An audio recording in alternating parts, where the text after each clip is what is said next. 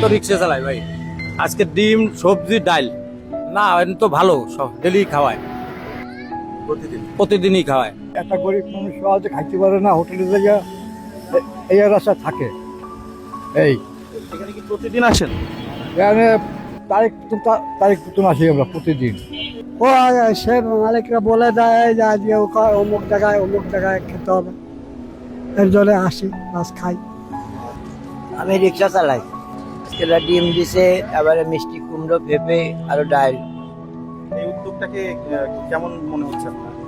খুব ভালো কাজ করতেছে, সোয়াবের কাজ হচ্ছে। মনে করেন এই কত অসহায় লোক না খেয়ে দুপুরবেলা ঘুরে বেড়ায়, এই যে সোয়াব হচ্ছে বুঝছেন, এই কোটি টাকা দিয়ে এই সোয়াব কামাই করতে পারবে না সাহেবরা। মস্ত বড় সোয়াবের কাজ। প্রতিদিন কেমন লোক খায় এখানে? প্রায় 1-150 লোক হবে। আসলে আমাদের ফুড ব্যাংকিং খুলনা কল্যাণ সংস্থা 2017 সাল থেকেই মানুষের আহারের কিছুটা ব্যবস্থা সকলের সহযোগিতায় করে আসছে। তবে আমাদের এখানে উপদেষ্টা, সভাপতি কিংবা সাধারণ সম্পাদক এটা কোনো ম্যাটার করে না। এখানে সবাই স্বেচ্ছাসেবী হিসেবে কাজ করে। আসলে আমরা এই কাজটা মানে একটা নির্দিষ্ট সময় শহরের 3টে পয়েন্টে করে থাকি। নিজের কাছে আসলে একটা আত্মতৃপ্তির ব্যাপার আছে। আমাদের এই কার্যক্রম আলহামদুলিল্লাহ আমরা গত বছর আগস্টের 10 তারিখ থেকে শুরু করি।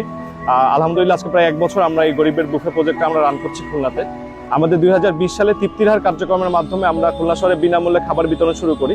তো তখন আমাদের প্যাকেটজাত খাবার আমরা বিনামূল্যে বিতরণ করতাম। তো সেই ধারণা থেকে আমরা কনসেপ্টটা চেঞ্জ করে আমরা দেখছি যে ঢাকা, চিটাগং, বড় বড় শহরগুলোতে এভাবে বসিয়ে বুফে সিস্টেমে মানুষগুলোকে আপ্যায়ন করা হয়।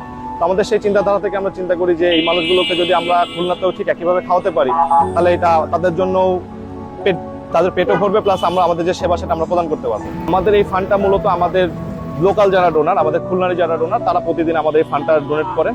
তাদের এই প্রতিদিনের ডোনেট থেকে আমরা আলহামদুলিল্লাহ প্রতি সপ্তাহে 6 দিনই আমরা তাদেরকে খাওয়ানোর ব্যবস্থা করে থাকি। প্রথমে ইঞ্জিনিয়ার ছিলাম, পানি উন্নয়ন বোর্ডে প্রজেক্টে ছিলাম, সেখান থেকে চাকরি ছেড়ে দিয়ে আমি আলহামদুলিল্লাহ এখন ব্যবসা করছি। আমার নিজের আমের বাগান রয়েছে, ফার্ম রয়েছে, সেগুলো থেকে ইনশাআল্লাহ আলহামদুলিল্লাহ আমার জীবিকা নির্বাহ হয়।